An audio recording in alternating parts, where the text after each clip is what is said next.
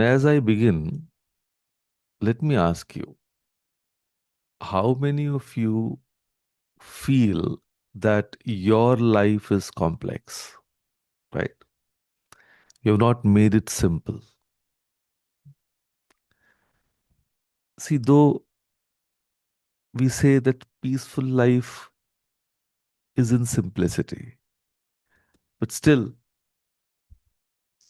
we do so many things and the complexity increases.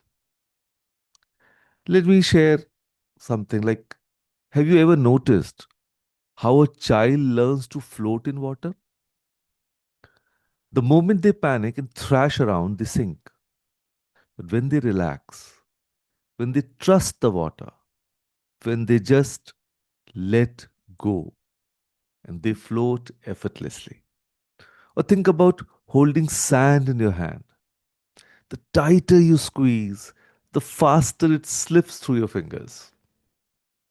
But cup your hand gently and the sand stays. Now, what if I told you that the same principle, this art of not forcing, not gripping, not controlling, is the secret to almost everything you want in life? Your relationships, your career, your peace of mind, even your happiness. So, today we are diving into something that sounds counterintuitive but is absolutely transformative, the law of allowing. Yes. Let me start with what it's not. It's not being lazy. It's not giving up. It's not becoming a doormat and letting life happen to you. The law of allowing is stop resisting, start trusting. Let me repeat, stop resisting and start trusting. Simple and beautiful and in The short, best powerful. So join across it's the understanding that life doesn't need to micromanage you, right? So that's what it is all about. You can plant the seed, water it, give it sunlight, but you cannot force it to grow faster by pulling on the stem. You have to allow it to unfold in its own time, in its own way. And here's a metaphor I love. You can't fill a cup that's already clenched in a fist.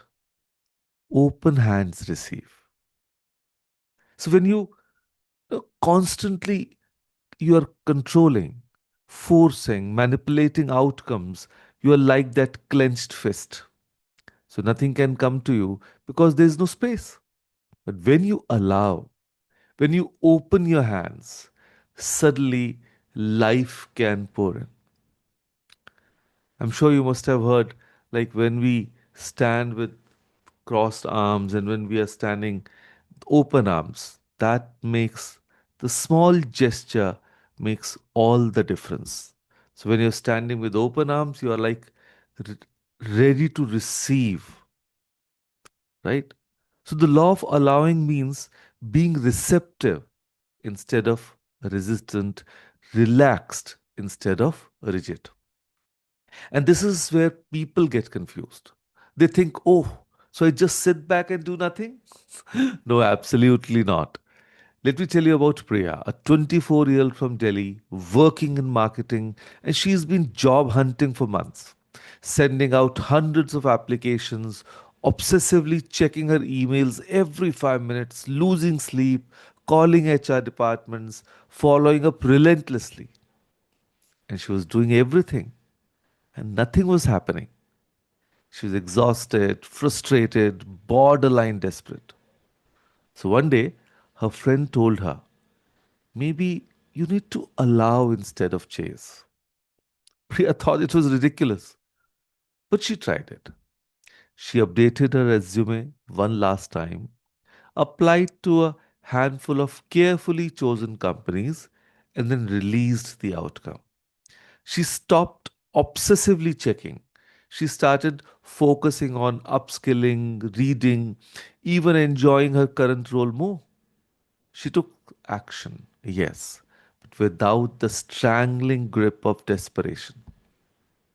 And 2 weeks later, she got three interview calls, including one from a company she'd forgotten and she even applied to, and she got the job. And here's the key: Priya didn't stop acting. She stopped resisting. She stopped the internal fight of why isn't this happening? Or what's wrong with me? I need this now. So that resistance was blocking her flow. Allowing opened the door. So, allowing is actually active trust, not passive hope. Resistance creates stress, and allowing creates flow. So, let's get real for a moment. How many of you have tried to force a relationship to work? You know the one where you are constantly wondering, why aren't they texting back? Did I say something wrong? What if they lose interest? You're analyzing every word, every emoji, planning your responses like a chess game. And that's resistance.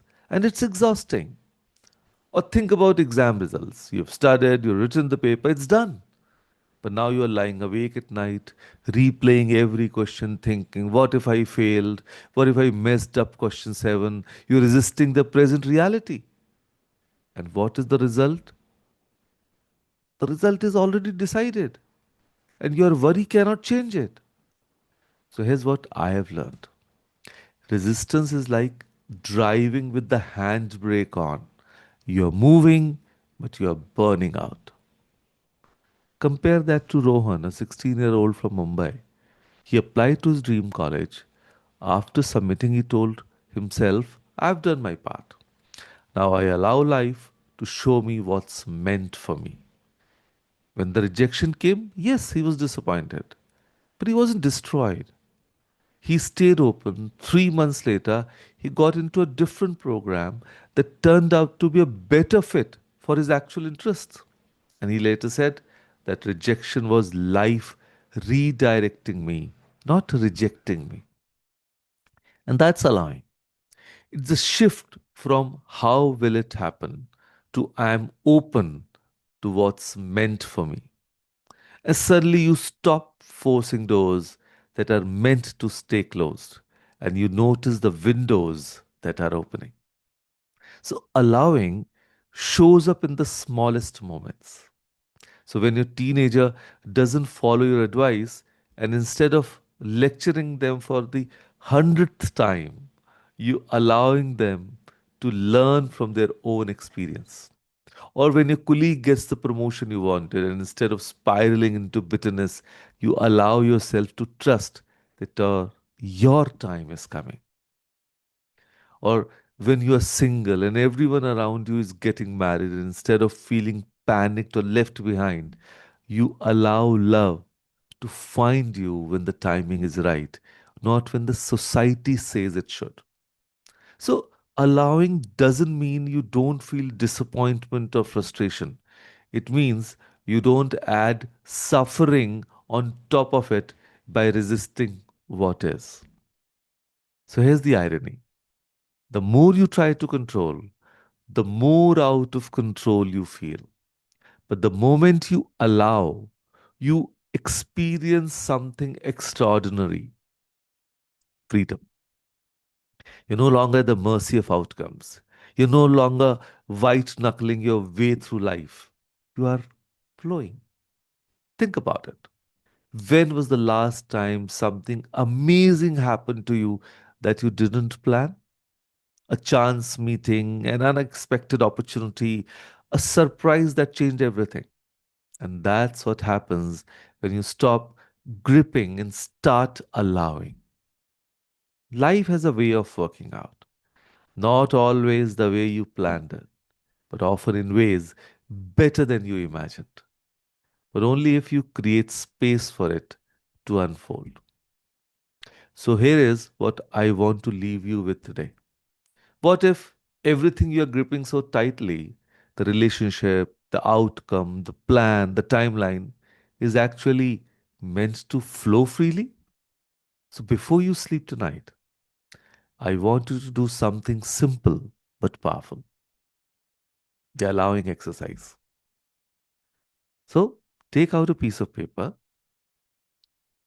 write down three things you are trying too hard to control. Maybe it's your child's career choice, maybe it's your weight, maybe it's when love will arrive, maybe it's how your life should look by now. So for each one, write beneath it, I allow life to unfold perfectly even if I can't see it yet. I repeat, I allow life to unfold perfectly even if I can't see it yet. And then after each statement, take one deep breath, not a shallow one, a real deep, letting go breath. Feel your shoulders drop, feel your jaw unclench. That breath, that's allowing. And here's the beautiful truth, the moment you stop trying to control the river, you realize you are always meant to float. So open your hands, trust the current, and allow. So, with that thought, thank you.